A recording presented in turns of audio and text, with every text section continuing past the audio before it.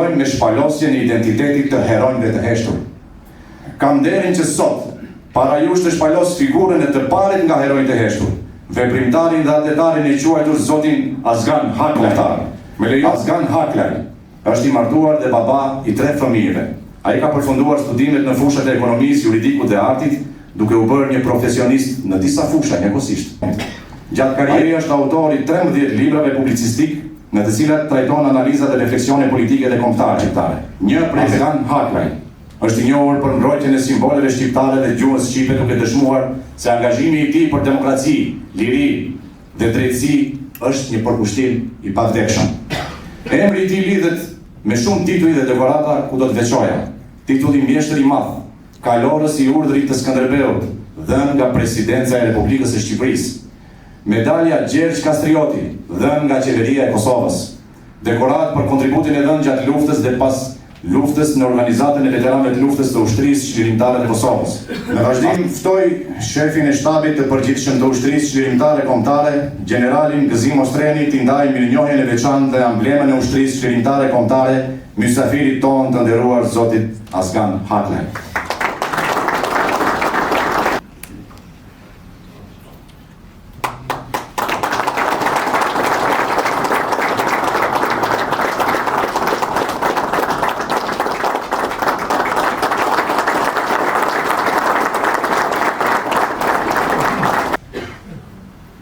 Të dashur vëllezër dhe motra, të nderuar bashkëkombës, të një gjuhë, të një gjaku, të një historie, të nderuar familjar të familjeve të dëshmorëve të ushtrisë çlirimtare kombëtare të Maqedonisë së Veriut, të nderuar deputet, ish ministra, i nderuar kryeministri i parë shqiptar zoti Talat Xhaferi, i nderuar shefi i shtabit përgjithshëm të ushtrisë zoti Gëzim Ostreni, i nderuar komandant, arkitekt i luftës, strateg i luftës dhe arkitekt i paqes, zoti Aliameti. I nderuar veprimtar i çështjes kombëtare, si vllau im Shkëlqim Hajdari. Sigurisht që sot jam mjaft i emocionuar për vlerësimin e madh që më bën Organizata Veteranëve të Luftës të Ushtrisë Çlirimtare Kombëtare të Maqedonisë së Veriut. Për shkakun se ka 3 gërma të arta të alfabetit shqip, U-Q-K.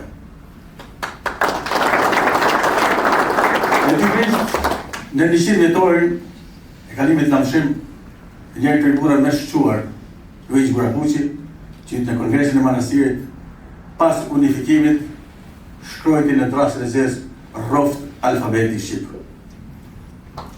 Vëllezër dhe motra, vlerësimi për mua është vlerësim edhe për familjen time, është vlerësim për Malsinë Qakovës, është rivlerësim për vllaun tim Tahir Sinani, generalin e 3 luftave. Është vlerësim për familjen time të parë të mi, sepse testamenti që ata më kanë lënë, si gjyshin nga baba dhe gjyshin nga nëna, është besimin e Zot, dashuria për ardheun e kujdesi për familjen. Mirë, ai profeti i madh na ka lënë një postulat. Më i shtrenjtë se jeta ime, se familja ime, është ardheu im. Respekt të mirënjohje për gjithë ata djem, ato vajza, burra e gra, që u rreshtuan në ushtrinë çlirimtare kombëtare të Maqedonisë së Veriut dhe që dhanë gjën më të shtrenjtë jetën për atë dheu. Sigurisht, edhe unë kam kontributin tim, por çdo modesti qëndëzohet para modestisë. Gjithmonë kam qenë modest, po jam udhëhequr nga vargjet lapidare të Gjergj Thjeshtës. Në kam shqiptar e mos qëlqoj jo zemra. Se kur se si s'keni më uthye, se fort me rënd është kam me shkaut koktrash, se ku i vazhin krye. Kam pra shqiptar kush ka len, në mos muj shqiptar në med, shqiptar në të fillë dhe. Respekt të mirënjohje. Nga di është përrejtë tonë. Që të gjithë jetën,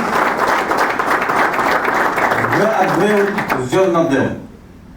Miqë të ndëruar, Një shkrimtar i madh, Whitman, autori i librit Fijet e Barit, deklaronte atëherë s'kam çfarë t'jap kombit tim përveç se fjalës. Unë jam përdekur që këtë fjalë ta lëshoj me piskam në mbrojtje të demokracisë të kombit e të dheut. Jam përdekur të bëj një vepër modeste, sepse shkrimtari i madh Victor Hugo thotë: dua të bëj një vepër në shërbim të dheut dhe pastaj le të vdes. Napoleon Bonaparte thotë: ndërrimi më i madh për një njeri është plagët që ka marrë në luftë për mbrojtjen e dheut. Sigurisht, familja ime, Malësia Gjakovës, është rreshtuar në mbështetje të ushtrisë shkrimtare të Kosovës për çlimin e saj dhe në mbështetje të ushtrisë shkrimtare kombëtare të Maqedonisë së Veriut. E natyrisht, Malësia Gjakovës u kthye ashtu si gjithmonë në histori kryefjalë e kallëzuesi i historisë kombëtare në kryeqytet i luftës e kryeqytet i Bujarisë. Priti mira vëllezër, tanë nga Kosova, të dëbuar nga operacioni Patkoj i Slobodan Miloševićit. Por sot ne jemi më të fortë se kurrë, sepse jemi të gjithë së bashku për ta mbështetur në kauzën kombëtare zotin Ali Ahmetin.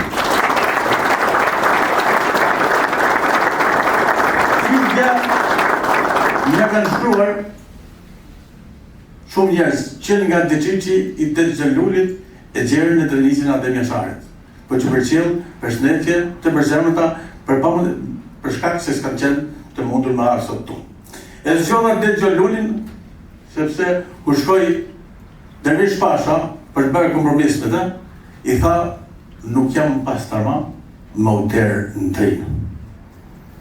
Pasi u largua Pashaj, a i tha të birit Kolës: shko biro e në merë një magjenir të komshia se s'kena bukë në hare. Por sot dhe Gjelluri është mes Tiranës. Ali Ahmeti s'ka bërë kompromis për çështjen kombëtare shqiptare. Ndaj sot gjithë shqiptarët janë treshtuar me Ali Ahmetin. Po vinë miq të dashur dhe mesazhi im i fundit është: unë vi nga Malësia Gjakovës, ku instrumenti kryesor është lahuta dhe çifteria. Çifteria ka 2 tela dhe akordion është njëri tel do t'i bjem shqiptarshe, tjetri tel do t'i bjem amerikanshe. Pra respekt me loje dhe për batalionin Atlantikut, shefi i shtabit përgjithshëm, si dha kontribut për çlimin e Kosovës, dhe respekt me loje për aikunat që humben omer të tyre të shtrejt, respekt me loje për shot e galicat që humben azem të tyre të shtrejt, lavdi dëshmorët komit. Lavdi.